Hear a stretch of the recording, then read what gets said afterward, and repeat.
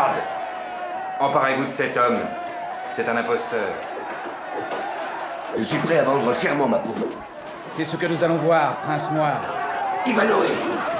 Non, je suis Lancelot, le meilleur chevalier du monde. Tu vas payer pour tous tes crimes, fourbe.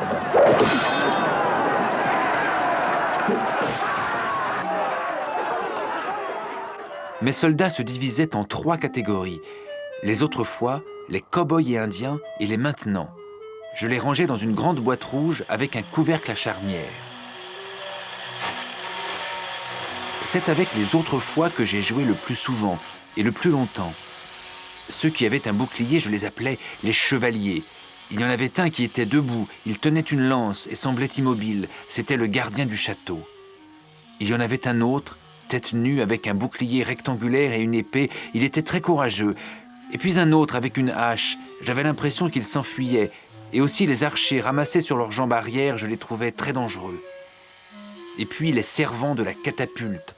J'en avais 2 du même modèle, mais pour moi, ils étaient très différents. Un autre encore qui tenait une masse d'armes et que je trouvais un peu trop gros. Des cavaliers, j'en avais un qui filait, cap au vent. Il pointait sa lance sur l'ennemi. Il affrontait en général le méchant, en armure noire, arrogant sur son cheval cabré, se protégeant derrière son bouclier en forme d'écusson, orné d'un chevron d'argent, en brandissant son épée. Je me souviens des épisodes les plus fabuleux, tels que l'attaque de l'île mystérieuse, un grand dessin sombre au centre de mon tapis, farouchement défendu par une armée prête à mourir jusqu'au dernier homme et sur laquelle je lâchais les courageux assaillants. La prise du camp, construit méticuleusement avec tous les débris de ma petite enfance, les restes de jeux de construction, les voitures cassées, les cubes en bois, ou encore l'assaut des falaises maudites, lesquelles n'étaient autres que mon lit, abritant dans les moindres recoins de ses couvertures des hommes bien décidés à vendre chèrement leur peau.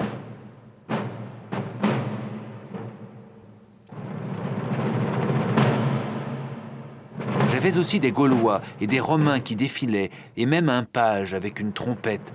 Mais c'étaient des soldats de parade, de la véritable chair à canon qui faisait nombre et que les premiers assauts décimaient. Pourtant, ce sont les seuls dont je me souvienne de l'origine exacte. Ils m'avaient été offerts par mon père à l'hôpital après mon opération de l'appendicite. Un adulte, je pense, devait les trouver beaux. Moi, je les trouvais un peu guindés. La précision, l'exclusivité de mes goûts en matière de soldats n'avaient d'égal que la passion et le raffinement que je mettais à fabriquer des histoires, mes premiers scénarios. Ils empruntaient leurs grandes lignes aux films que je voyais au cinéma et plus tard à la télévision, Lancelot du Lac, Ivanoé, mais surtout Robin des Bois, dont les différentes séquences me fournissaient autant d'arguments pour des histoires à chaque fois nouvelles et dont la moindre me prenait un après-midi tout entier.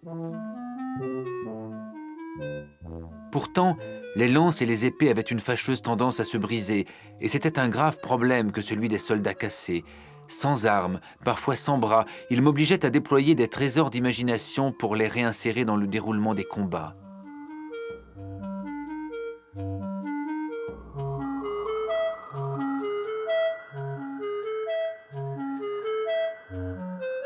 Et puis, mes soldats du Moyen-Âge sont devenus plus hétéroclites.